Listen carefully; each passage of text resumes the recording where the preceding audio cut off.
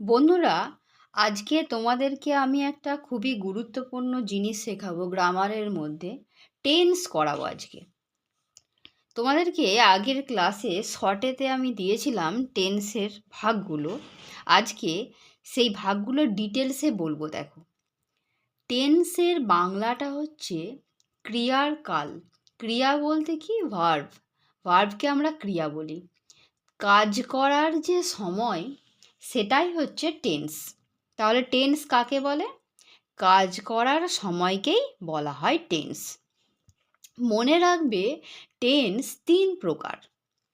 Present tense মানে বর্তমানকাল, past tense মানে অতীতকাল, future tense মানে ভবিষ্যৎকাল। এবার আমাদেরকে মাথায় রাখতে হবে, এই যে 3টে টেন্স, এই 3টে টেন্সের ভাগগুলোর কথা। প্রত্যেকটা টেন্স 4 ভাগে বিভক্ত। কি কি দেখো, বুঝিয়ে দিচ্ছি। Indefinite, continuous, perfect, perfect continuous. এবার প্রত্যেকটার সাথেই জুড়ে দেবে কথাগুলো, প্রেজেন্টের সাথে, পাস্টের সাথে, ফিউচারের সাথে। দেখো, প্রেজেন্টের ভাগগুলো আগে বলি। ইনডেফিনাইট বললাম, তাহলে কি বলবো? Present indefinite. এর আর একটা নাম আছে, মনে রাখবে, সিম্পল প্রেজেন্ট। প্রেজেন্ট ইনডেফিনাইটও বলতে পারি, আবার সিম্পল প্রেজেন্টও বলতে পারি। নাম্বার 2 কি বললাম? কন্টিনিউয়াস। তাহলে প্রেজেন্টের সঙ্গে জুড়বো, প্রেজেন্ট কন্টিনিউয়াস। Number 3 perfect. তাহলে প্রেজেন্টের মধ্যে জুড়লে কী হবে? Present perfect. আর পরেরটা হচ্ছে পারফেক্ট কন্টিনিউয়াস। তাহলে প্রেজেন্টেরই বলছি, সেই জন্য প্রেজেন্ট পারফেক্ট কন্টিনিউয়াস।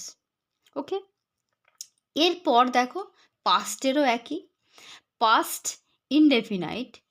এরও আর একটা নাম আছে, যেমন সিম্পল প্রেজেন্ট বলছিলাম প্রেজেন্টে, পাস্টে হবে সিম্পল পাস্ট। কেমন? পরেরটা দেখো, পাস্ট কন্টিনিউয়াস, তারপর past perfect, past perfect continuous. 4টে ভাগ। এরপর ফিউচারে দেখো, ফিউচার ইনডেফিনাইট।